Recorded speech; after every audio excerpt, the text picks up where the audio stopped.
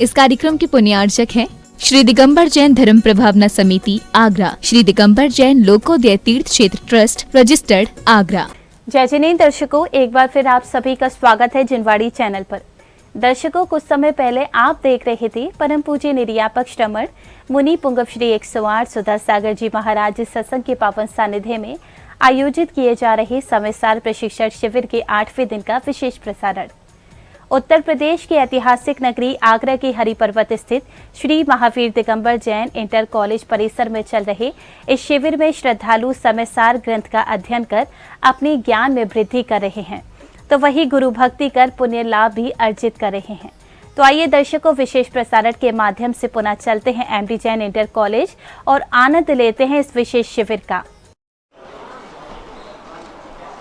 नित्यं ध्यायन्ति योगिनः कामेदं मोक्षिदं चैव ओंकाराय नमो नमः।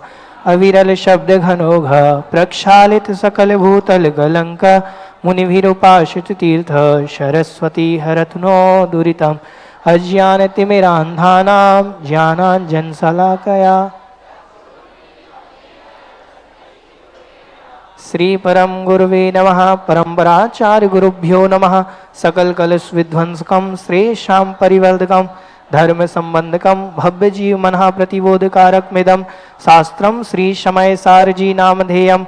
अस्य मूल ग्रंथ करतारः श्री शर्वज्य देवाः तदुत्तर ग्रंथ करतारः श्री गणधर देवाः।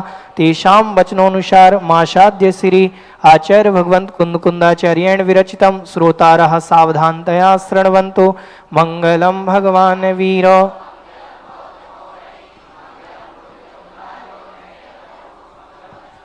मंगल मांगल्यम सर्व कल्याणकारकम प्रधानम सर्वधर्माणां कोटि शतं द्वादशैव कोट्यो लक्षाण्यशीतिस्त्रधिकानि चैव।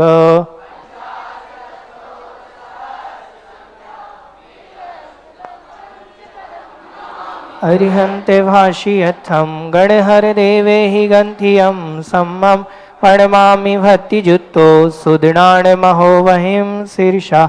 इक्षा विभन्ते सुदभक्ति काउ सग्गो कौ तस्सालोच्युम अंगो वंग परिणय पाहुड परियम्मि पत्म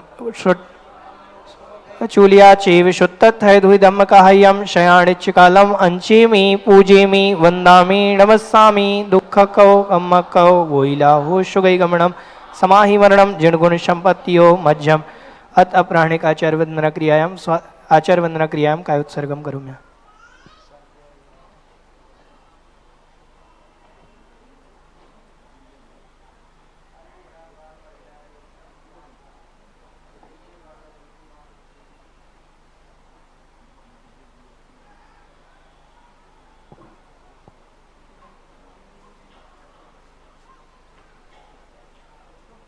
श्रुत जलधि पारगेभ्यः स्वपरमत विभावना पटुमतिभ्यः सुचरित तपोनिधिभ्यो नमो गुरुभ्यो गुण गुरुभ्यः। 36 गुण समग्रे पंच विहाचार करुण सुंदर से शिष्य गुणमग्य कुशले धम्मारे सदा वंदे। गुरु भक्ति संजमेणया तरन्ति संसार सायरम घोरम छिन्नन्ति अट्ठिकम्मं जम्मण मरणं न पावन्ति। ये नित्यं मृत्य मंत्र होम निरताः ध्यानाग्निहोत्राकुलाः षट्कर्मा वीरतास्तपोधन धनाः साधुक्रियाः साधवाः शील प्रावरणा गुण प्रहरणा।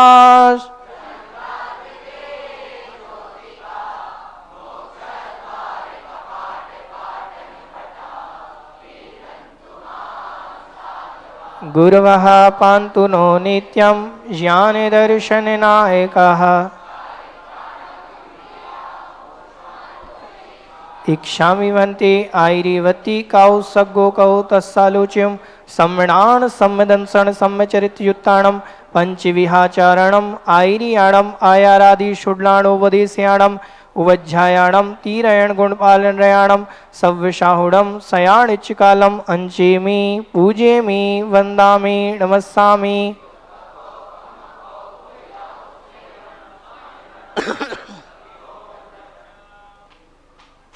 सभ्य सिद्धि मनोगदम पत्ते।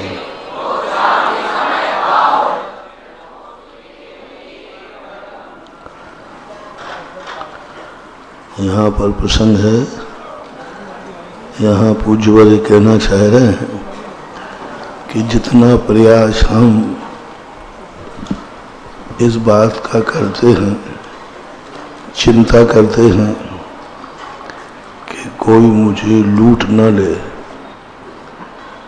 कुंद कुंद भगवान कहते हैं उतनी चिंता यदि हम सुरक्षा व्यवस्था पर ध्यान दे दें तो लूटने वाला कुछ नहीं कर पाएगा।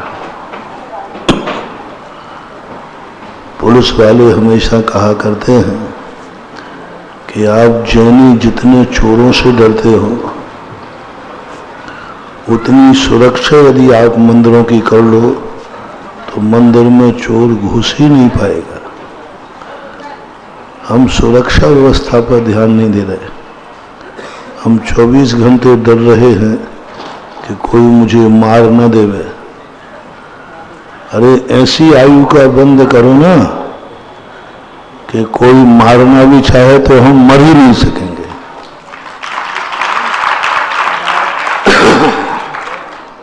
अपन डर रहे कि आयु कोई मार देगा, कोई मार देगा, अकाल में मर जाऊंगा, एक्सीडेंट हो जाएगा, मर्डर कर देगा। तो यही तो कह रहे भगवान कुंद कुंद स्वामी कि तुम उनको नहीं रोक पाओगे। मारने वाले तो एक नहीं हजारों हैं और मरने के कारण भी एक नहीं हजारों। कहीं भी मर से एक्सीडेंट में मर जाओ, हार्ट अटैक से मर जाओ, पंडाल गिर जाए मर जाओ, सांप बिच्छू खा ले मर जाओ। मरने के कितने साधन हैं। किस किस से बचोगे, किस किस से बचोगे। मान लो तुम पुलिस वाला लगा दोगे, बॉडीगार्ड, वो ही मार दे तो मार सकता कि नहीं। इंदिरा गांधी को किसने मारा। फिर कितनी बड़ी बात यहाँ कही जा रही। तुम आयु बंद ऐसा करो ना, अनपवर्त आयु, अनपवर्त आयु होती ना, तत्वासूत्र में पढ़ा। देखो भोग भूमिया जीव, देवता, तीर्थंकर ऐसी आयु का बंद कर लेते हैं कि इनको कोई सारी दुनिया भी मारने आ जाए तो इनको मार ही तो बस। तो गलती मारने वाले की है, चोर की गलती है कि हमारा ताले लगाने वाले की गलती है। ताला अपना था, तिजोरी अपनी थी, अपन उसकी सुरक्षा। बोले चोर लूट ले रहा है, चोर को पकड़ो। अरे चोर को क्यों पकड़ो, पहले तो गलती तुम्हारी है, तुम ताला कमजोर लगाए। आयु खेण मरणम, कितनी बड़ी बात पूज्यवर ने कही। तुम आयु को मजबूत करो, और आयु की जो मजबूती होती है इसी से होती है, जियो और जीने दो से।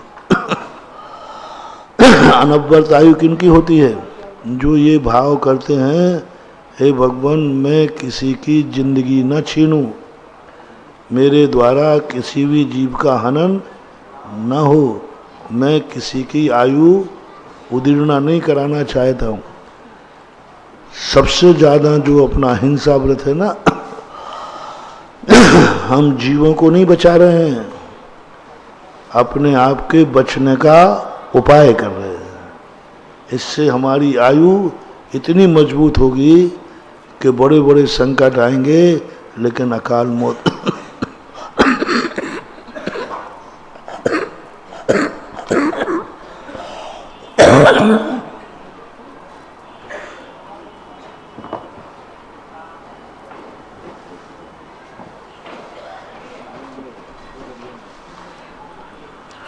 तो ऐसी स्थिति को लेकर के अपन को इस पर विचार करना चाहिए। आयु खंड में 2 गाथाओं के माध्यम से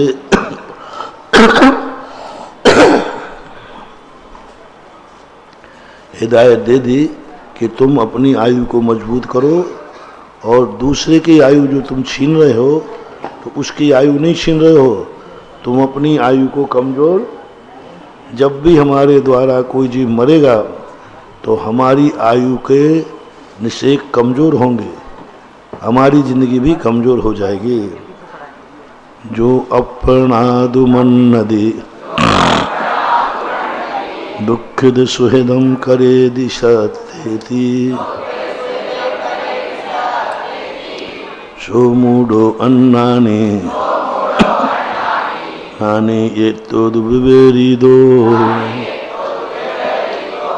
जो अपना ऐसा प्रकार के अपने आप को मानता है आत्मा के द्वारा, अपना यानी आत्मा के द्वारा, तृतीया विभक्ति है, आत्मा के द्वारा ऐसा मानता है कि मैं आत्मा के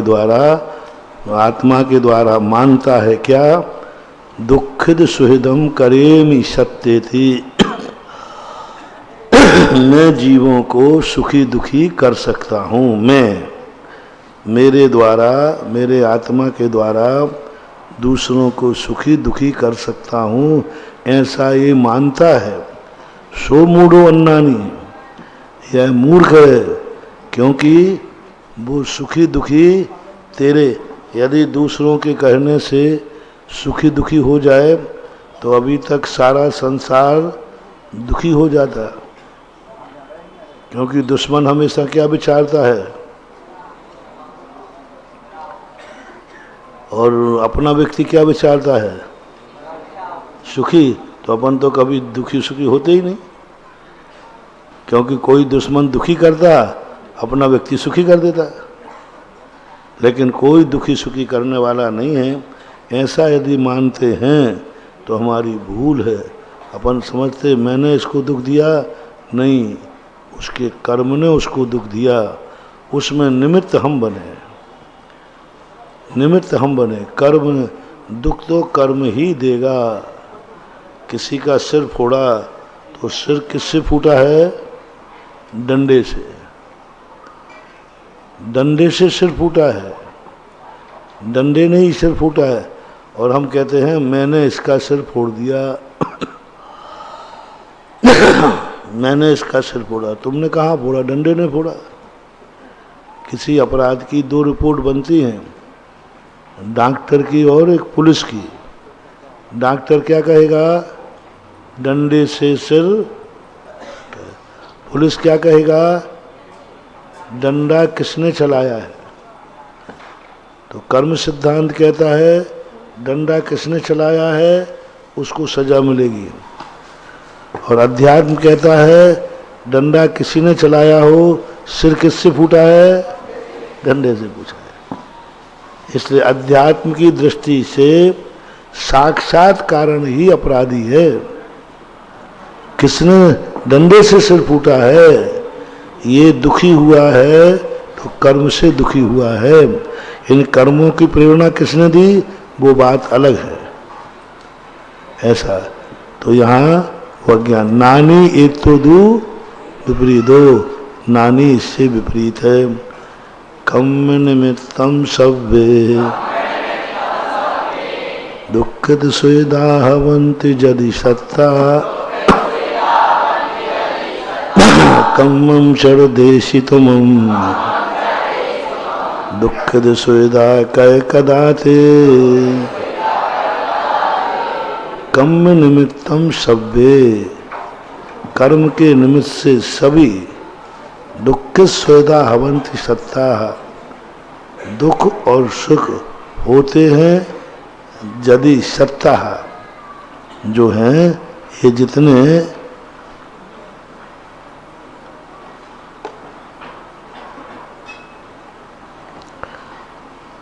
कर्म के निमित्त से सभी जितने दुख सुख हैं अवंती यदि सत्ता, यदि यानी यदि आपसे पूछा कि ये व्यक्ति सुखी दुखी किससे है, कर्म के निमित्त से है, तो कम्मम क्षण देशी तुमम, ये कर्म भी तुमने दिए हैं क्या इसको। हर व्यक्ति कर्म से सुखी दुखी होता है, तो ये कर्म किसने दिया है उसको, उसने स्वयं कमाया है। हमने उसका सिर फोड़ा, उसको दुख हुआ, वो जो दुख हो रहा है किस कर्म के उदय से हो रहा है? असाता वेदनी। असाता वेदनी उसने खुद बांधा था कि तुमने दिया है? हाँ, कितनी सूक्ष्म बात है। अध्यात्म को छोटी मोटी मत समझना।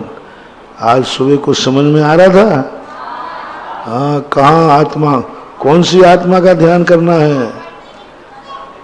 कपड़े उतार दिए वो आत्मा नहीं, शरीर छोड़ दे, शरीर भी छोड़ दिया वो भी नहीं, कार्बन भी छोड़ दिया वो भी नहीं, उत्पाद व्यय ध्रुव भी नहीं। क्या मैं व्यय हूं? व्यय हूं तो मैं तो मर गया। तो क्या मैं उत्पाद हूं? वो तो अभी उत्पन्न हुआ। क्या मैं ध्रुव हूं? नहीं, वो तो उत्पाद और व्यय को मिलाने वाला है। तो क्या मैं सत हूं? सत तो लक्षण है। फिर मैं क्या हूं? उत्पाद हूं नहीं, व्यय हूं नहीं, सत हूं नहीं। क्योंकि सत तो लक्षण है, उससे पहचाना जाता है। मैं क्या हूं? बहुत सूक्ष्म। तुम्हारी गाथाएं पढ़ने के बाद ऐसे नहीं छोड़ता, मैं रात भर सोता नहीं हूं, ध्यान करता हूं। हाँ, अब वो बात अलग है कि ध्यान करते करते थक जाए तो बैठे बैठे भी नींद आ सकती है, आ जाती है। शरीर तो शरीर ही रहेगा, थकेगा तो कहीं ना कहीं विश्राम तो चाहेगा। विश्राम नहीं देते हैं वो बात, लेकिन चाहता तो है। तो इनकी गहनता पे जाओ। इन सूत्रों की, इन समय सार की गाथाओं को जब गहन हिला दिया उस गाथा ने, आभी निभो ही बन के, वो आए ना गाथा। हाँ, उन्होंने कहा नहीं, ये पांचों नहीं, ये मेरे स्वभाव नहीं। अभी अपन क्या जानते थे? केवल ज्ञान हमारा स्वभाव है। बोले नहीं, ये तो पर्याय है। केवल ज्ञान तो पर्याय है, वो अनुभव में नहीं आना चाहिए। अनंत भगवान कोई अनुभव में नहीं आता कि मैं सर्वज्ञ हूं। मुझे केवल ज्ञान प्रकट हो गया उनको खबर ही नहीं है, ना वे उत्पाद जाने ना व्यय जाने, कौन मिट गया कौन आ गया। अपन को तो पता है कि भाई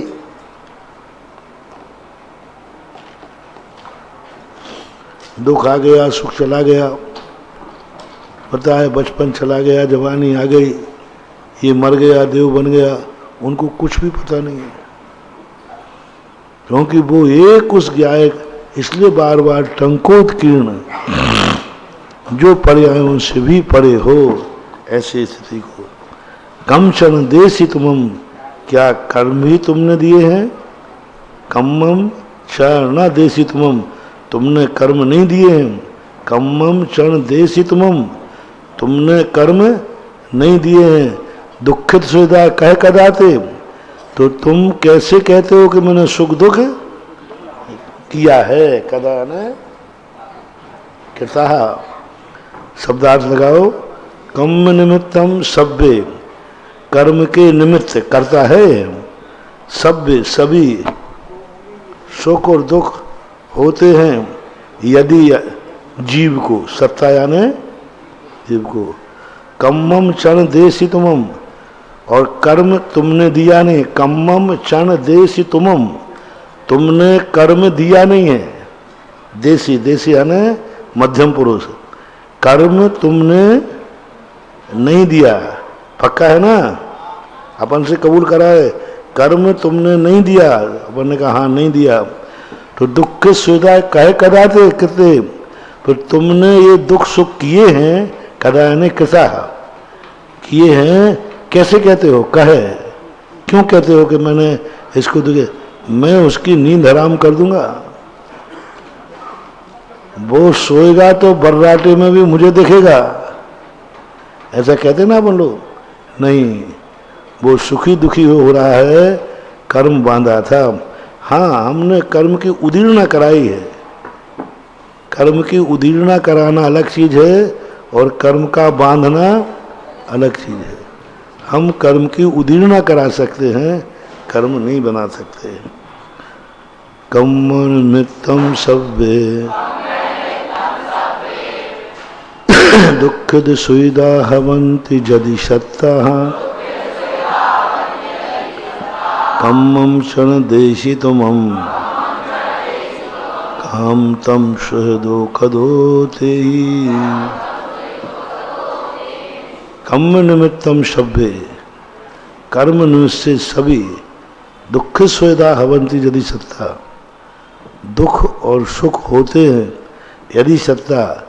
कम्मम क्षण, अभी पहले एक साथ कह दिया ना, अब अलग अलग कह रहे हैं। दुख सुख का गाथा कह दी थी कि भाई दुख सुख दोनों किसके निमित्त से हैं? कर्म के निमित्त से। अब दुख और सुख को फिर आप कहें कि अब एक साथ कह दिया था तो फिर ये अलग से कहने की क्या ज़रूरत थी? कम्मनिमित्तम सभ्य दुख सुविधावंती, फिर उसमें सुख को अलग क्यों किया? क्योंकि कभी कभी कोई व्यक्ति मानता है कि सुख देने वाला मैं हूँ, दुख देने वाला नहीं हूँ। मैं अपने जिनसे हमें राग होता है उनको अपन दुख देते कि सुख, तो ऐसा है। एक अहंकार अपने पास पड़ा है, हाँ दुख देने वाला मैं, और तीन व्यक्ति हैं ये अलग अलग विचार वाले। ये मत समझना कि ये गाथा में पुनरावृत्ति है, नहीं। वो अहंकारी स्वयंभू कहलाते, जो उनको अहंकार होता है राजा। पहली गाथा है राजा के लिए, सर्वभौम शक्तिमान के लिए, जो इस बात को जानता है मैं चाहूँ तो उसको दुखी कर दूंगा, मैं चाहूँ तो इसको हंसा दूंगा। ऐसा कौन कह सकता है? जो शक्तिमान है। मैं चाहूँ तो तुम्हें दर दर की ठोकरें खिला दूँ, मैं चाहूँ तो तुम्हें सिंहासन में बैठा दूँ, मैं चाहूँ तो तुम्हें टिकट दे दूँ, मैं चाहूँ तो तुम्हारी जमानत। ऐसे विचार होते हैं कि नहीं दुनिया में? एक। अब दूसरा व्यक्ति कौन आया? मोही।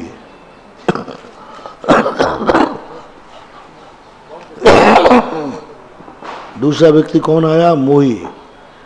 जो व्यक्ति वस्तु को चाहता है, क्या कभी उसे दुखी करने का भाव करेगा? माँ बेटे को दुखी करने का भाव करेगी? नहीं करेगी। तो दूसरी गाथा उस मोही के लिए है जो कहती है कि मैंने तो कभी दुख सुखी बनाने का भाव किया, मैंने तो अच्छे के लिए इसको खाना दिया था, अब इसको नुकसान कर गया।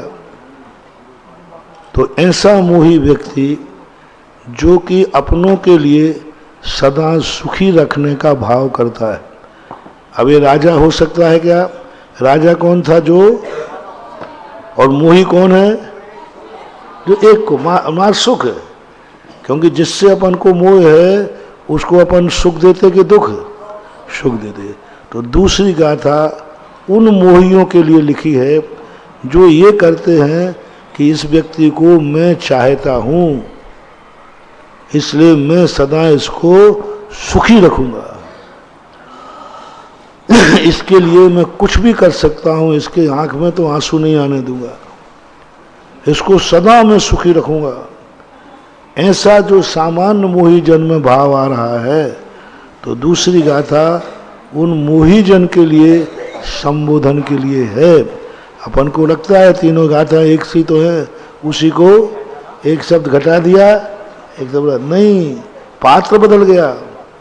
पहला राजा को, गुंडे को, हिटलर को, आताताई को, शक्तिमान को संबोधन है। दूसरा उन मोहियों के लिए जो ये अहंकार करते हैं, जो जिसको मैं चाहता हूँ वो कभी दुखी हो ही नहीं सकता, मैं हूं ना, कैसे दुखी हो जाएगा? उनके लिए है। तो सुहृदो कदोदे कम्मम क्षण देशितुमम, जब सुख दुख कर्म के अधीन है तो तुमने कर्म दिया है, तुमने तो कर्म दिया नहीं, फिर कैसे कहते हो कि मैंने इसको सुखी कर दिया? तीसरी गाथा किनको है? कम्मोदयन जीवा दुखद सुविधा हवंति यदि सव्ये कंचन देशितुमं कहम तम दुहिदो कदो ते हिम। तीसरी गाथा दुश्मन के लिए है, जो दुश्मनी रखता है। मैं इसको मिटा दूंगा, मैं इसको सुखी नहीं रहने दूंगा, मैं इसको सुखी नहीं होने दूंगा। अब उस दुश्मन से कह रहे कुंद भगवान, क्या तूने कर्म दिया है? कर्म तूने दिया नहीं तो तू दुख देने वाला कैसे हुआ? अब बोलो, ये तीनों गाथाएं एक ही हैं कि अलग अलग? आगे न समझ में। और सामान्य पढ़ने में क्या लग रहा था? अरे कि ये उठा दिया, ये काट छांट कर दिया अकेली, ग्रंथ को बढ़ाने के लिए कर दिया।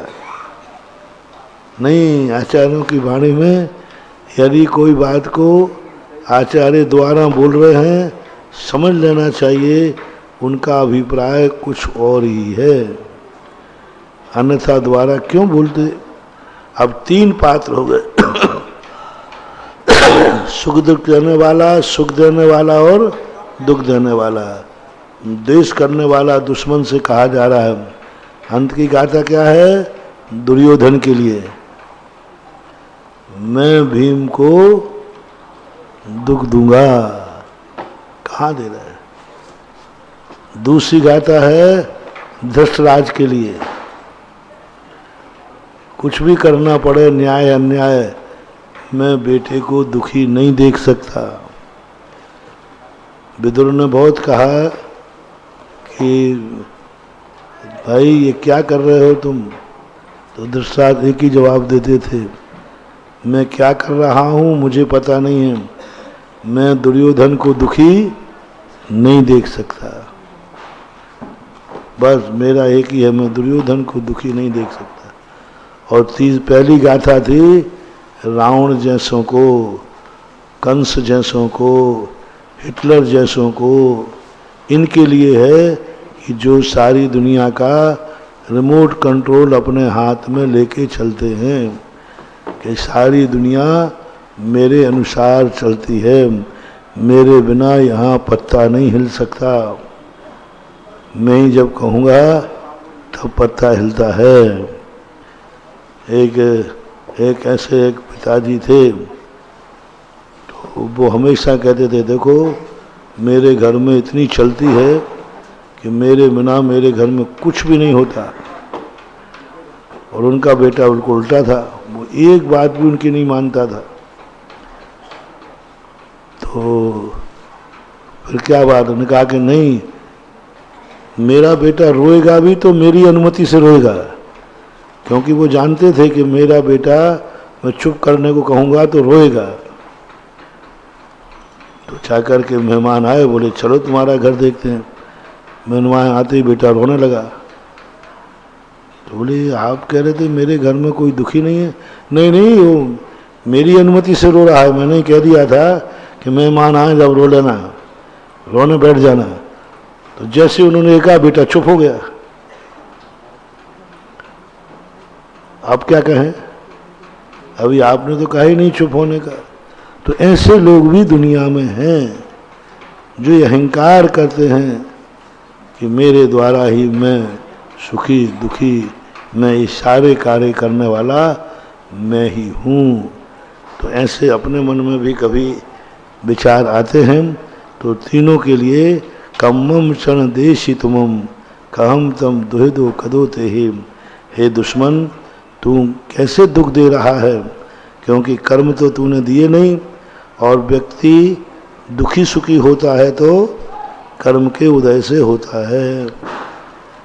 जो दनम जो मरद जो है दुहे दो, जाय यदि कम्मोदयन सो सब्बो, तम्मादु मार दो दे, दुहा विदो चेदि नहुमिच्छा। ये गाथा समझाने के लिए है, वो गाथा स्वरूप बताया है। उन तीन गाथाओं में क्या बताया? स्वरूप बताया। किसका स्वरूप? सुखी और दुखी। सुखी दुखी कैसे होता है ये स्वरूप बताया। अब ये गाथा जो आई ये समझाने के लिए आई। जब मैं सुखी दुखी करने वाला नहीं हूं तो जो मरदी जो है दो दो, जो मर रहा है, जो दुखी हो रहा है, कम्मोदयन सब्बो कर्म के उदय से है। तब मारी दो दे, इसलिए तुमने मारा है, तुमने दुखी दिया है, क्या यह मिथ्या नहीं है? चेदी इति चेत आता ना संस्कृत में, इति चेत यानी यदि क्या यह मिथ्या नहीं है? बोलो। जब वो अपने आयु कर्म से मरा, अपने कर्मों से दुखी हो रहा है और मैंने कहा कि मैंने मारा, मैंने दुख दिया, तो बोलो यह क्या मिथ्या नहीं है? क्या यह मिथ्या नहीं है? बोलो है। तो फिर तुम कौन हुए? मिथ्या दृष्टि हो। क्यों बन रहे हो व्यर्थ में? व्यर्थ में देखो संबोधन गाथा है। देखो तुमने कुछ किया नहीं लेकिन तुमने परिणाम और बिगाड़ लिए। 24 घंटे में हम लोग अनर्थ के कर्म बंद ज्यादा करते हैं, उपयोगी नहीं। अपनी जिंदगी में जो वस्तुएं अपन को चाहिए है उससे कर्मबंध कम होता है। ज्यादा कर्मबंध किससे होता है? निष्प्रयोजन से। अपन चल रहे हैं, चश्मा उठा रहे हैं, साफ कर रहे हैं, अब ये क्या है? नहीं, इसको महाराज इसको थोड़ा गर्मी चढ़ गई थी इसलिए थोड़ा सुखा रहे हैं। हाँ तो चल जाएगा, ये चल जाए। ये किस लिए घुमा रहा है ये बताओ? ये कर्म बंद हो रहा है कि नहीं? व्यर्थ में। ऐसे ही अपने 24 घंटे में आप हिसाब लगाना, काम का तुमने कितना बंद किया है और बेकाम में कितना बंद किया है। मन से लगा लो। काम की बातें कितनी सोची और बिना काम की? दिन भर किसकी सोचते रहते हो? बिना काम की। कोई लेना एक ना देना दो। यूं अच्छा, दिन भर में आंखों से काम का कितना देखते हो और बिना काम का? कौआ जैसी आंखें, डबडब चरिया है। 24 घंटे में काम की या आंख काम की चीजें कम देखती है और व्यर्थ की चीजें। काम की बातें कितनी सुनते हैं अपन और बिना काम की?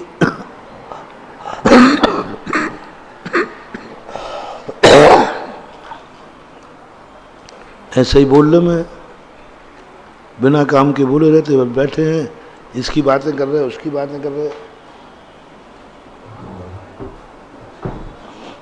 क्या लेना देना है तुम्हें? क्यों बोल रहे हो?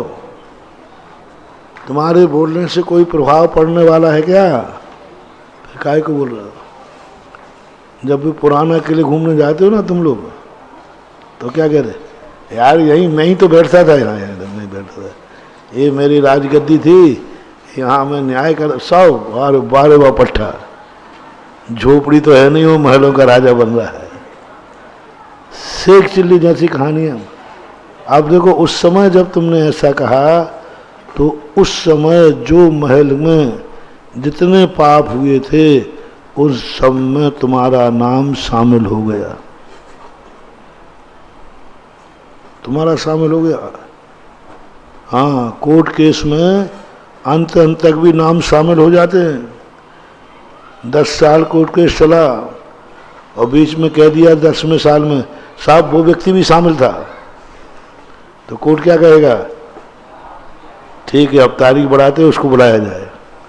ऐसे ही राजा मर गया, कौन राजा था, कहाँ गया, किसका महल था, लेकिन तुमने दोस्त से कहा यार मैं ही तो राजा था, यही मैं ही बैठता था। अब तुम्हारा नाम जुड़ गया। उस किले के राजाओं ने जितने पाप किए उसमें तुम्हारा नाम आ गया,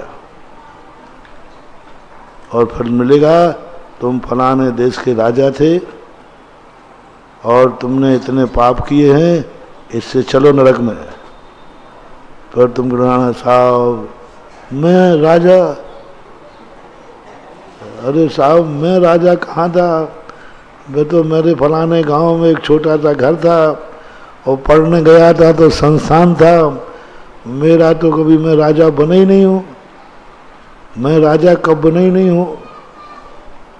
फिर वहाँ दिखाया जाएगा घूमने गए थे एक बार, बोले हाँ, उस समय ऐसा कहा था, बोले हाँ, बस लो साहब। अपराधी को थोड़ा ही सा कोर्ट को चाहिए, फिर वो उठा के ले जाएंगे। सजा भली कम मिले लेकिन एक बार तो अरेस्ट, इसलिए व्यर्थ में भी, अनर्थ दंड में भी, हंसी मजाक में भी ऐसी बातें नहीं करना। वचन से भी कर्मों के बंध होते हैं, बहुत बुरे बंद होते हैं, गंदे बंद होते हैं। गालियां देते हो तुम लोग, कर्म बंद किससे होता है?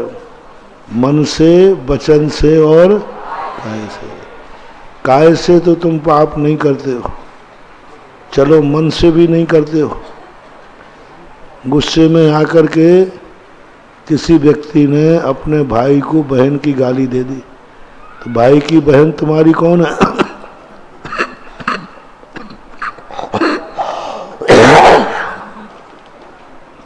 बाप ने अपने बेटे को गाली दे दी, पति ने पत्नी को गाली दे दी, माँ की। पति ने गुस्से में आके किसको गाली दे दी? पत्नी को, माँ की। अब पत्नी की माँ तुम्हारी कौन हुई? सासू।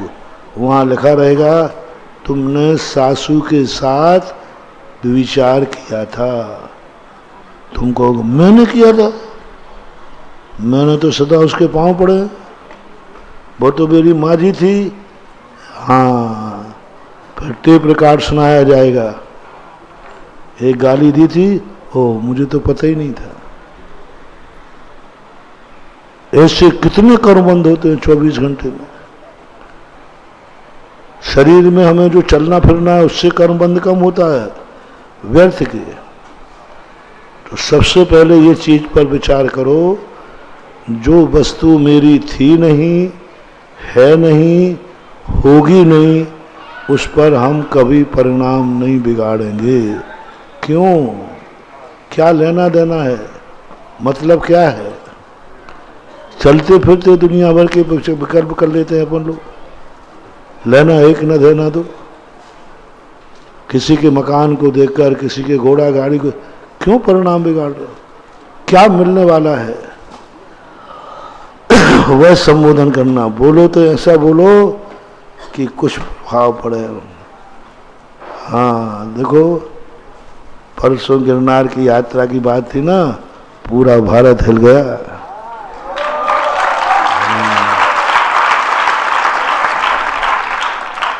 उसी का परिणाम है। अभी गुजरात सरकार का, उसी में लेट हो गए, गुजरात सरकार का होम मिनिस्टर डायरेक्ट बात कर रहा था, महाराज जी हमें बचाओ, आपके हल्ला करने से हमारी कुर्सी खतरे में पड़ गई। फिर 3 लोग अभी आए, तीर्थ क्षेत्र कमेटी के वहीं से, गुजरात से। उन्होंने भेजा कि महाराज से पूछो करना क्या है, हम वो सब करने को तैयार हैं।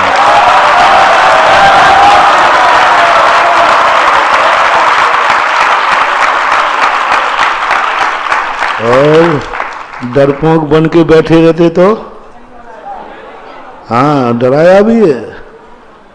जिसके प्रति कही था उसने कहा मैं FIR लिखाऊंगा, मैं सारे दिगंबर साधुओं, मेरा नाम भी लिया, सबको कोर्ट में घसीटूंगा। अरे कोर्ट में घसीटो, अपन को नहीं बोलना। अरे क्या फर्क पड़ता है, कोर्ट में ले जाओ तो ले जाओ, जेल में ले जाओ, भक्तांबर याद है, क्या करेंगे? अपन को क्या फर्क पड़ेगा? कंठस्थ विद्या और अंतस्थ अपन को भक्तांबर याद है, वो जेल में बंद करेंगे, अपन कहेंगे भक्तांबर प्रणत मौलमणि। अब समस्या ये है कि आजकल बहुमत का जमाना है और आजकल गुंडागिर्दी का जमाना है। सरकार और कोर्ट निर्णय भी कर दे तो बहुमत के सामने झुकना पड़ता है। अपने साल भर में जितने नहीं जाते उनके एक दिन में उतने जा रहे हैं। तो अब कहीं ना कहीं समझौता की बात, लेकिन अपन चुप बैठ जाते, कम से कम बोलने से कोई समझौते की बात तो कम से कम आई। ठीक है, अपन को झुकना पड़ेगा, अपन कमजोर पक्ष हैं, लेकिन कम से कम उन्होंने समझो की बात कही तो सही, और नहीं कहते तो कम से कम इतना तो आया। और इसी हल्ले का परिणाम है, ये 3-4 दिन पहले भी हुआ था एक बार, और आज नरेंद्र मोदी आचार्य के पास था। नरेंद्र मोदी तो खिलाड़ी आदमी है, वो नमोस्तु करते ही कोई बोल नहीं देवे, पहले महाराज जी गिरनार के संबंध में मैं विचार कर रहा हूं। अरे अभी किसी ने कहा ही नहीं, वो जानता है कि कहे बिना कोई ना कोई, तो जाते कुछ नहीं बोला, सीधा महाराज जी गिरनार का संबंध में मुझे मालूम है, मैं विचार कर रहा हूं।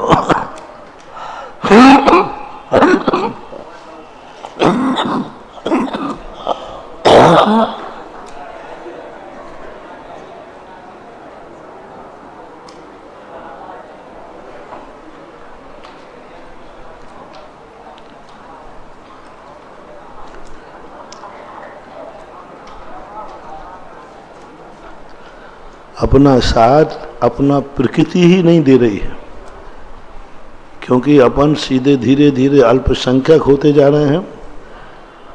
प्रकृति ही साथ नहीं दे रही। क्यों नहीं दे रही? वो कहती तुम्हारा साथ दे देंगे।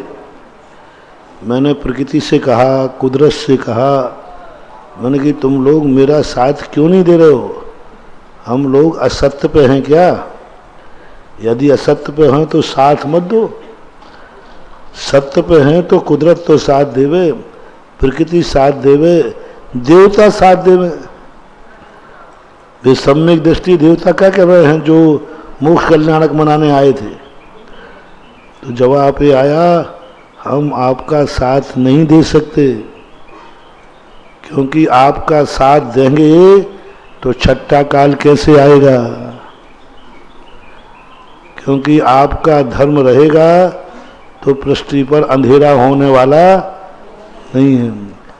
यदि सच्चा धर्म, सच्चे साधु दुनिया में रहेंगे तो फिर छठा काल कैसे आएगा?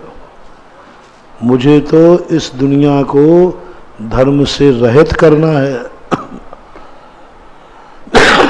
कौन कह रहा है? प्रकृति। प्रकृति क्या कह रही है? मुझे इस दुनिया को धर्म से, सम्यक दर्शन से रहित करना, धर्म से रहित करना। हमें उजेला नहीं चाहिए, हमें अंधेरा करना है।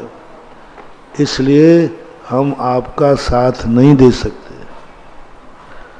आपको तो हमें यहाँ से हटाना ही है।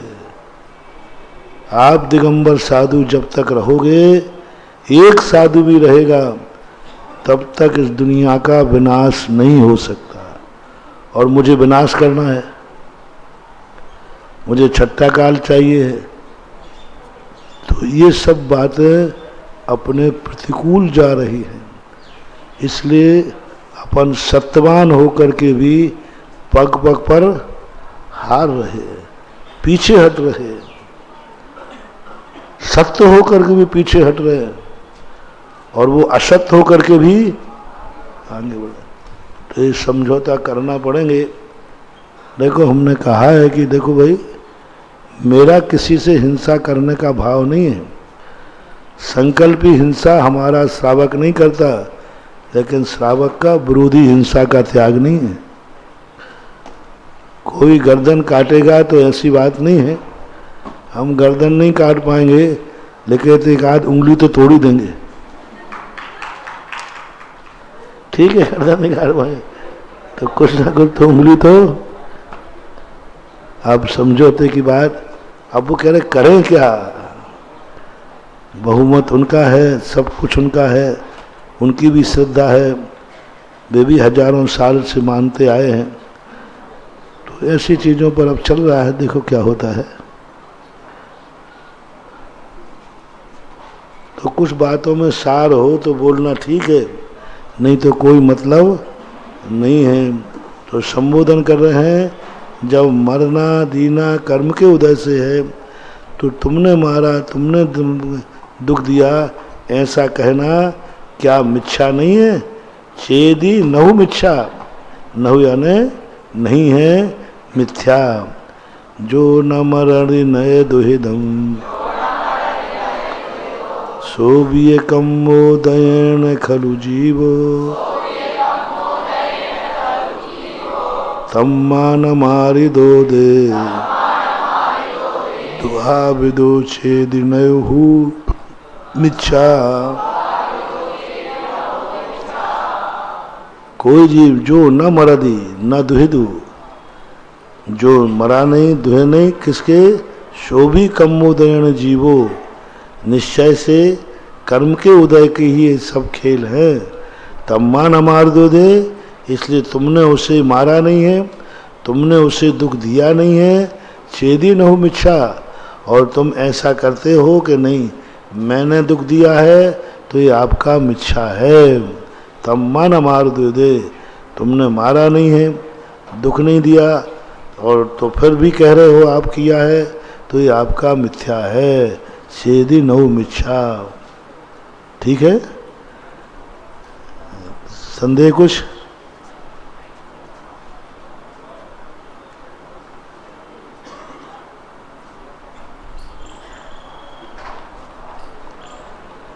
तम्मा न मार दो दो, मैंने इसको बचाया है। ना मरदी ना दुहिदो सोभी कम्मोदयन खबजू, यह नहीं मरा, मैंने तो पूरे प्रयास किए थे, ये नहीं मरा। मैंने तो पूरा प्रयास किया था, ये दुखी हुआ नहीं। क्यों नहीं हुआ? कम्मोदयन जीवो, क्योंकि वो मरता तो जब मरने के कर्म का दुखी होता है। न मार दो दी, इसलिए मैंने बचा लिया इसको, मैंने इसको दुखी नहीं होने दिया, ऐसा कहना आपका मिथ्या है।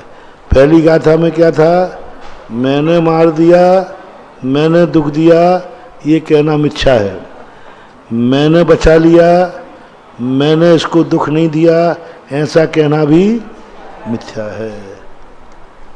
ऐसा दुजा मदी दे दुख दे सुहदे करे मि सत्य थी, ऐसा दे मूड मदी सुहा सुहम बंद दे कम्मम। ऐसा दुजा मदी दे,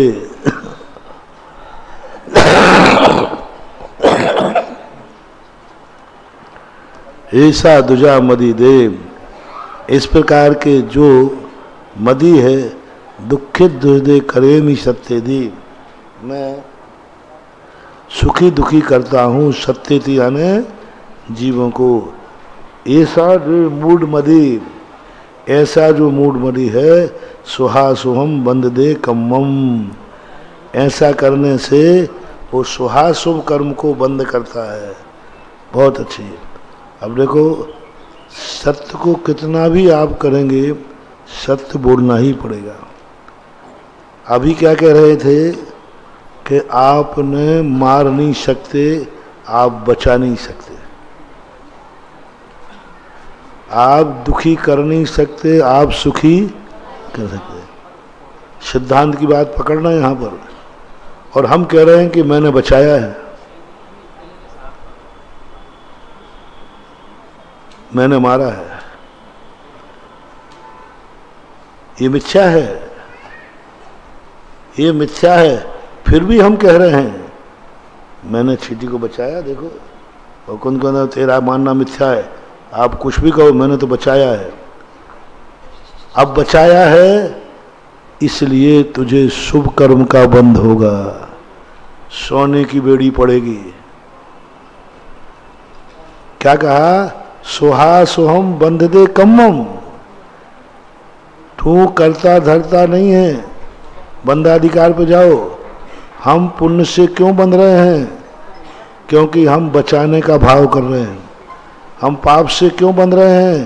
क्योंकि हम मारने का भाव। बंध हथकड़ी सांचे को डलती के झूठे को?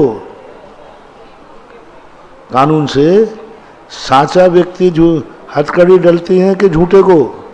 झूठे को। तुम झूठा हो ना, तुमने कहा ना ये जीव को मैंने बचाया, इसकी मैंने सहायता की, इसको मैंने सुख दिया, ये झूठा था। तो तुम्हें बंध तो होगा, लेकिन सोने की बेड़ी बंधेगी।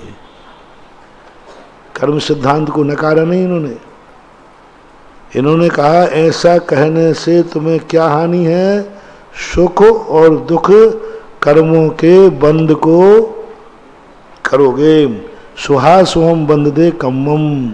इसलिए जीव शुभ अशुभ कर्मों को बंद करता है।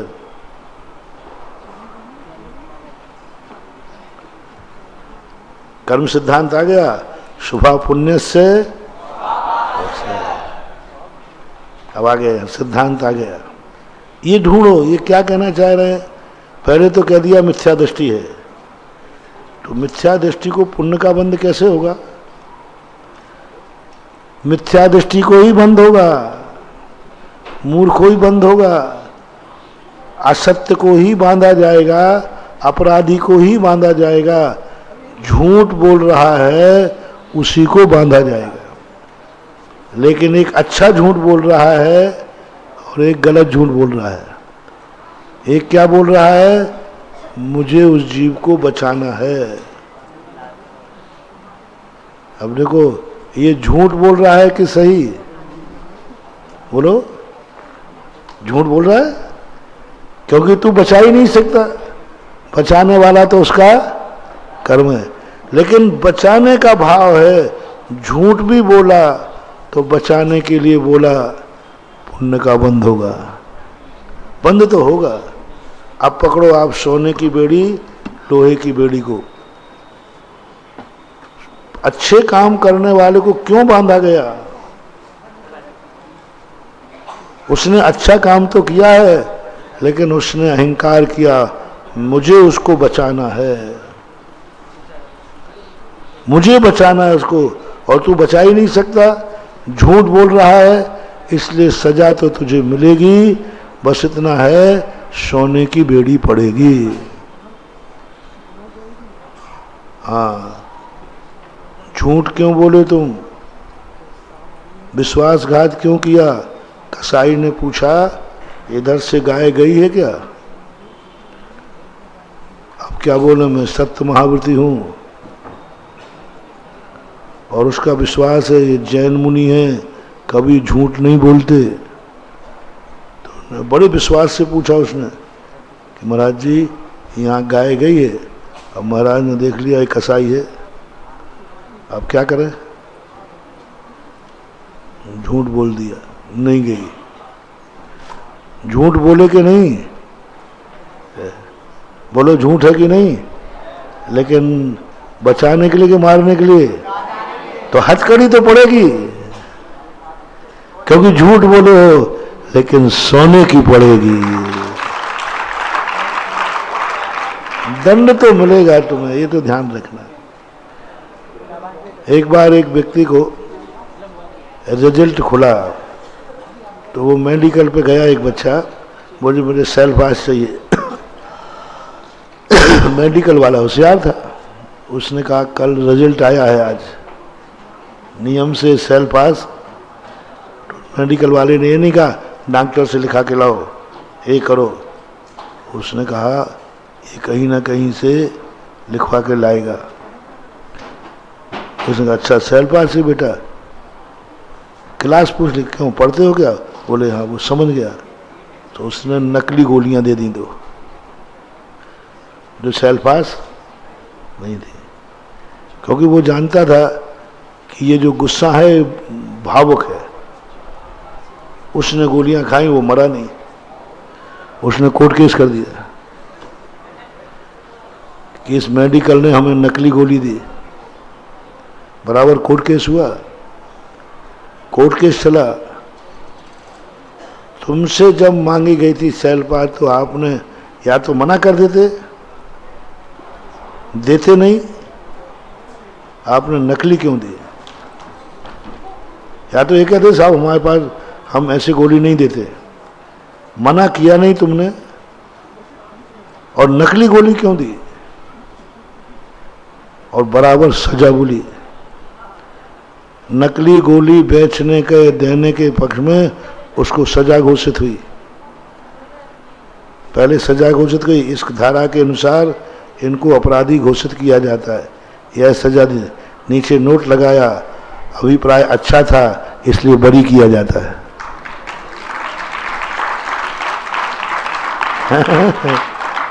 अच्छा, उन्होंने बता दिया साहब मैंने इसलिए नहीं दी इसको, मैं भगा देता, दूसरे मेडिकल से ले लेता, कहीं से जुगाड़ करके लेता, मर जाता। तो मेरे भाव में था कि इसका गुस्सा है, तो मैंने इसको नकली गोली नहीं दी, मैंने इसको बचाया है, नोट में बरी कर दिया गया। ये है न्याय। नकली गोली तुमने ठीक बेची तो अन्याय का समर्थन हो जाता। ऐसा ही जैन दर्शन कहता है, तुम झूठ बोले हो तो सजा तो तुम्हें मिलेगी, लेकिन तुम्हारा भाव क्या है? यहाँ भी पूज्यवर कुंद स्वामी कितनी बड़ी बात कह दिया। तुमने बचाने का झूठ बोला है, मैं उस जीव को बचाऊंगा, मैं उसकी रक्षा करूंगा, मैं उनको सुखी करूंगा, मैं उसके आंसू पोंछूंगा, ये सब तुमने भाव किए है ना, ये झूठा है, ये झूठा है। पहली गाथा में तुमसे कहा नहु मिच्छा कहे, यह मिच्छा नहीं है क्या? तुमने कहा हाँ है, तो तुमने ये मिथ्या कार्य किया, इसलिए तुम्हें हथकड़ी तो डलेगी, लेकिन तुम्हारा भाव उसको सुख देने का है, तो किससे बंधोगे? पुण्य से बंधोगे। और तुम्हें दुख देने का भाव आया तो वो भी मिथ्या है।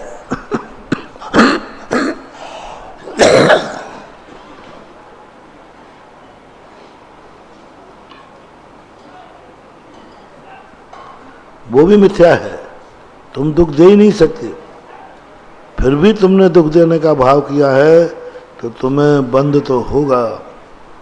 तो दुख देने का बंध हो रहा है या झूठ बोलने का? झूठ बोलने का बंद अकेला। बंद किससे हो रहा है? पकड़ो बात को, बंद किससे हो रहा है? झूठ बोलने से, झूठा करने से। अब पुण्य और पाप किससे हो रहा है? तुम उसको दुखी करना चाहते हो या सुखी, दोनों झूठे हैं, तो बंद तो दोनों को होगा, लेकिन एक का अभिप्राय अच्छा है और एक का अभिप्राय खोटा है। ये गाथा बहुत अच्छी गाथा है। ऐसा दो जा मति, ऐसी यदि तेरी मति है, दुखित सुदे करे मी सत्य दे। मैं सुखी दुखी करता हूँ जीवों को, ऐसा दे मूढ़मति, ऐसा तू मूढ़मति है, सुहास हो बंद दे कम्मम। मूढ़मति कहते तो अशुभ बंद कह देते ना। मूर्ख को, अज्ञानी को, तू मूर्ख है, तू अज्ञानी है, तुझे अशुभ कर्म का बंद होगा। मूर्ख को भी कौन सा बंद करा रहे हैं? हाँ, मूर्ख को ही पुण्य बंद, मूर्ख को ही अशुभ बंद। बंद जो हो रहे हैं वो मूर्खों को होते हैं। ज्ञानी व्यक्ति बंद नहीं करता, वो तो चुपचाप बैठा रहता है। गाय जा रही है, हमें मालूम ही नहीं, पता ही नहीं उसको, हमने देखा ही नहीं। तो बाबा जी की आंख बंद किए थे, बोले आंख तो खुली थी, लेकिन कहाँ थे? मैंने गाय को देखा ही नहीं। तो तुम्हें दिखता नहीं है क्या? दिखता तो है, तो फिर ये निकल रहा है, क्या दिख रहा है? मुझे गाय तो दिखी नहीं, मुझे तो आत्मा दिखी थी। क्या दिखी थी? आत्मा दिखी थी, गाय तो दिखी ही नहीं। ज्ञानी व्यक्ति पर्याय को नहीं देखता है, आत्मा दिखी थी। अब वो मूर्ख क्या समझे कि आत्मा और गाय क्या है? आत्मा दिख रही थी मुझे, आत्मा जा रही है, आ रही है। तुम भी मुझे आत्मा ही दिख रहे हो, ये सब मुझे आत्माएं दिख रही हैं। कसाई कहेगा चलो यहां से, तो पागल है। ये है ज्ञानी का लक्षण। दुखद स्वेदे सत्य करेमि जम एव मज्ज वसिदन्ते तव पाव बंदगम्बा पुण्यस्य बंदगम होदी। दुखित स्वेदे सत्य करेमी, ऊपर सामान्य शुभ अशुभ कहा, तो शुभ अशुभ किस अपेक्षा कहा? परिणामों की अपेक्षा। पहला शुभ अशुभ किसकी अपेक्षा कहा? परिणामों की अपेक्षा। अब किसकी अपेक्षा कह रहे हैं? पुद्गल कर्मों की अपेक्षा। पुण्य और पाप का बंध है, बंधगम। एवं अज्जवसदन्ते, ऐसा जो अज्जवसाय भाव करता है, तम पाव बंधगम्बा, पुण्यस्य व बंधगम होदी, पाप का और पुण्य का बंध होता है। ठीक है। ऊपर भाव की परिभाषा शुभ अशुभ सामान्य है, शुभ योग अशुभ योग, और कर्म में पुण्य और पाप। पुद्गल कर्म को पुण्य और पाप से जानना, और परिणामों की अपेक्षा शुभ और अशुभ परिणाम जानना चाहिए। मारे मी जीवे मिये सत्य जम एव मज्ज वसिदन्ते तव पाव बंदगम वा पुण्यस्य बंदगम होदी। अब अंत में जो युग्मम गाथा हैं दोनों, तो ये पुण्य पाप और इस प्रकार के मारे में जीवा में मैं मारता हूँ, मैं जीता हूँ, जो जीवों के लिए ऐसा जो अव्यवसाय करते हैं पाप पुण्य के बंध के कारण, इसे ही बंधक बोलते हैं। अब बंधगम होती, वहाँ बंधक सामान, यहाँ सामान रूप से दोनों गाथाओं का अर्थ एक होकर के भी बंध बंधक भाव बताया है। वहाँ पुण्य पाप बंधा है और यहाँ पुण्य पाप का बंधक है। अब देखो वहाँ किसको क्या अंतर देखना, पाप बंधगम पाप का बंधस्य, पुण्यस्य बंधगम पुण्य का बंधक होदी। किसका बंधक हुआ? पाप का। इस पर जोर किस पर दिया जा रहे हैं? ये तत्व की परिभाषा है। तत्व पुण्य और पाप जो हैं इनको बांध रहा है, अबंधक है, बंध तत्व हुआ। और इसमें क्या हुआ? बंध पदार्थ हुआ। बंध तत्व है कि नहीं? तत्व और पदार्थ अलग अलग हैं कि एक ही है? अलग अलग। तो पहली गाथा किसकी है? तत्व की। पाप पर जोर दिया, पाप को बंद कर रहा है, तो पाप बंद तत्व, यानी बंद की क्रिया हो रही है, और यहाँ पुण्य की क्रिया हो रही है। और इसमें क्या हो गया? पाप बंधक है, बंधक है।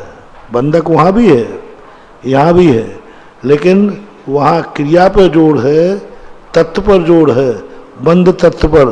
और इस गाथा में बंध पदार्थ कहा गया। पदार्थ में बंद पदार्थ आएगा कि नहीं? बंद करने वाले को बंद करना, बंद होना, ये क्या है? ये क्या है? बंद होना, बंद करना, ये क्या है? क्रिया। क्रिया क्या है? तत्व। कौन सा भाव कर रहा है? कौन सा भाव कर रहा है? बंद का। कौन सी क्रिया हो रही है? बंद की क्रिया हो रही है। अब बंधने के बाद पदार्थ बनाओ, इसे बंध गया। तो जिसको बंध गया है वो कौन है? बंधक। बंधक। तो बंधक क्या है? पाप और पापी। पाप भाव तत्व है और पाप भाव को करने वाला पापी, ये क्या है? पदार्थ। बंध बंधक भाव पाप का बंधक है, इसलिए ये पाप बंधक है। ऐसा तो पहली गाथाओं में यदि दो भेद करें और अपन को एक साथ समझ में आवे कि दोनों में कोई अलग अर्थ समझ में नहीं आ रहा, एक सही है, तो मैंने पहले ही कहा आचार्य कभी भी किसी बात को बढ़ाते नहीं। बढ़ाने का अर्थ कुछ ना कुछ रहस्य है, पदार्थ का रहस्य आ गया। तत्व कह देते, पदार्थ कहने की जरूरत ही नहीं थी। तत्वार्थ सूत्रकार ने तो पदार्थ लिए ही नहीं। क्या लिए? तत्वार्थ सिद्धांत। लेकिन कुंदकुंद भगवान ने तत्व का वर्णन किया, लेकिन अध्याय पदार्थों के आधार पर बनाए। इसलिए बंधक यानी पाप बंधगम, पुण्यस्य बंधगम। पाप बंधक और पुण्य का बंधक। पाप बंधगम वहाँ भी आया, पुण्यस्य बंधगम हो दी। लेकिन अब दोनों में भेद जब हम करेंगे तो तत्व का और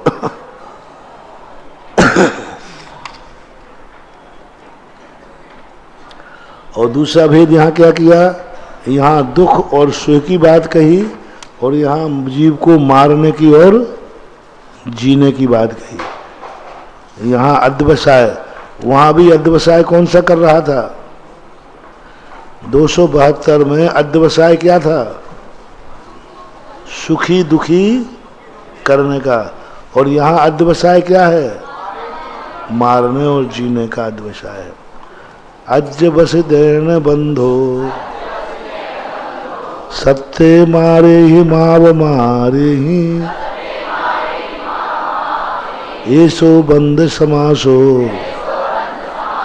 जीवाणम निश्चयनस्य। अध्यवसाय से बंधो सत्य है। बंधो सत्य यानी बंध होता है जीव में। मारे हो माओ मारे, मारो अथवा मत मारो। बंद किससे होना है? जीव मरे या न मरे, तुमने मारने का भाव किया तो आप बंधक हैं। मान लो आपने गोली चलाई, किसी को निशाना चूक गया, वो बच गया, तो तुम्हें हत्या का दोष आएगा कि नहीं? और एक जीव मार नहीं रहा था, एनसीसी का कैडेट था, लेकिन किसी को गोली लगी मर गया, तो वो बंधक नहीं है। तो कहने का अर्थ है बंध का कारण क्या है? बोलो। अज्य बसिदंते, अध्यवसान जो करता है वह बंधक है। तब पाप तम पाबंधगम, वही अध्यवसाय किसने किए हैं? जीव मरा है कि जिंदा है कोई मतलब नहीं है। भाव क्या किया तुमने? मारने का किया था कि बचाने का? डॉक्टर ऑपरेशन करता है, मर जाता है, लेकिन वो हत्यारा, क्योंकि उसका भाव बचाने का था। ऐसो बंध समासो, यह समास बंध समास क्या है? संक्षेप से जीवाणम निश्चय से कौन सा अधिकार है? अब यहां निश्चय नय से बंद कह दिया। पकड़ो बात को। अभी तक अपन क्या कहते आए थे? निश्चय नय में बंद होता ही नहीं। और यहां क्या कह रहे हैं? हाँ, इसलिए कुंद कुंद भगवान ने कहा था कि इन सब तत्वों को निश्चय नय से जानो। भूदत्तेना विगदा जीवा जीवाय पुण्य पावम छा। किस नय से जानना? भूतार्थ नय से। भूतार्थ नय यानी, और निश्चय नय में बंद होते ही नहीं। अब क्या जानोगे? निश्चय नय से बंद होते ही नहीं। अब निश्चय नय से बंद तत्व को जानो, ये गाथा है। अब यहां निश्चय नय में बंद होता नहीं और बंद को निश्चय नय से जानो, तो कैसे जानो? निश्चय नय किसे कहते हैं? निमित्त को पकड़ता है कि उपादान को? तो राग द्वेष किसमें हुए? तो निश्चय नय से। अब निश्चय नय के दो भेद कर दो, शुद्ध निश्चय नय और, तो यहां पर कौन सा नय आएगा? अशुद्ध निश्चय नय। कहा तो नहीं है? कहा तो नहीं है? नहीं कहा। तो भी उपादान में जो परिणाम होते हैं वे निश्चय नय के हैं। यानी अध्यवसाय भाव कार्य जिसमें होता है वो निश्चय है, कार्य जिससे होता है वो निमित्त है। तो यहाँ अध्यवसाय भाव किसमें हुए? पुद्गल में कि जीव में? जीव में। तो निश्चय नय से कौन बंधक हुआ? बंधने वाला कौन? बांधने वाला कौन? करम गड़िया कौन? करम फूटे कौन? बस सब कुल मिलाकर के सारा घेर घार के किसके माथे डिंगरा फोड़ दिया? जीव के। निश्चय न, क्योंकि ये बंद अध्याय है। हमेशा नयों के लगाते समय ये भी देखना है कौन सा अधिकार चल रहा है। सब में निश्चय न लगाओ, जीव में भी, अजीव में भी, आश्रम में भी, बंध में भी, सब में, आश्रय अधिकार में भी निश्चय नय को कहा उन्होंने। संबर निर्जरा में भी मुक्षय को कहा, निर्जराधिकार में निश्चय नय से। और निश्चय में बंध ही नहीं तो निर्जरा कैसी होगी? लेकिन होता है जब इस प्रकार से। तो निश्चय नय से जीवाणम बंध समासो। निश्चय से जीव के साथ ये बंध समास का वर्णन हुआ। ठीक। अब कितनी गाथा है?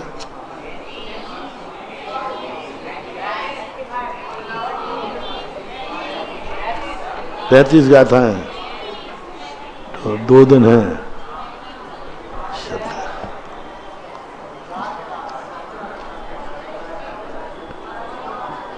और ले लें?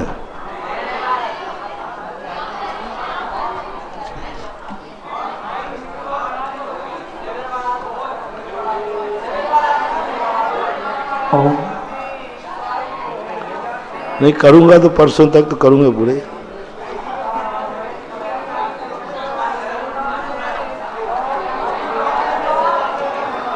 बोधि समाधि परिणाम शुद्धि स्वात्मोपलब्धि शिव सौख्य सिद्धि चिंतामणिं चिंतित वस्तुदाने त्वां वन्द्यमानस्य ममास्तु देवी।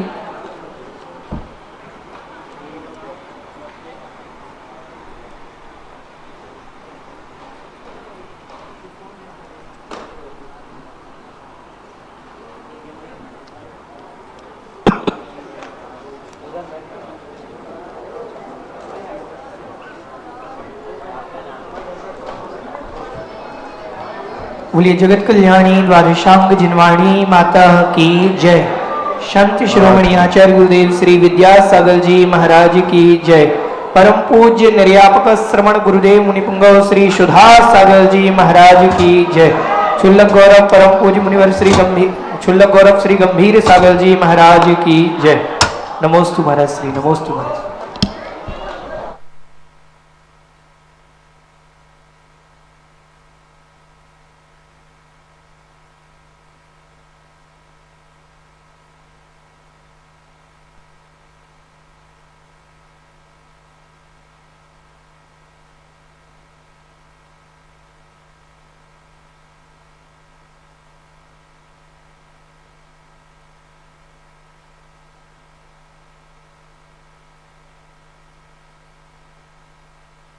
दर्शकों भी आप देख रहे थे समयसार प्रशिक्षण शिविर का विशेष प्रसारण। परम पूज्य तीर्थ चक्रवर्ती जगत पूज्य निर्यापक श्रमण मुनि पुंगव श्री 108 सुधा सागर जी महाराज सत्संग के पावन सानिध्य में 29 अक्टूबर से 9 नवंबर के मध्य चल रहे इस शिविर में देश के कोने कोने से आए श्रद्धालु अपनी तन मन की शुद्धि कर रहे हैं। ये शिविर उत्तर प्रदेश के महानगर आगरा की धर्मधरा हरिपर्वत स्थित श्री महावीर दिगंबर जैन इंटर कॉलेज परिसर में आयोजित किया जा रहा है। इस शिविर में शिविरार्थी गुरु पूज्य मुनि पुंगव श्री के सानिध्य में मांगलिक क्रियाएं कर धर्मलाभ के साथ समयसार ग्रंथ के गूढ़ रहस्यों को समझ रहे हैं। तो दर्शकों, आज के इस विशेष प्रसारण में अब समय हो चला है आपसे विदा लेने का, तो दीजिए मुझे आज्ञा और आप देखते रहिए जिनवाड़ी चैनल। जय जिनेंद्र। इस कार्यक्रम के पुण्यार्जक थे श्री दिगंबर जैन धर्म प्रभावना समिति आगरा, श्री दिगंबर जैन लोकोदय तीर्थ क्षेत्र ट्रस्ट रजिस्टर्ड आगरा।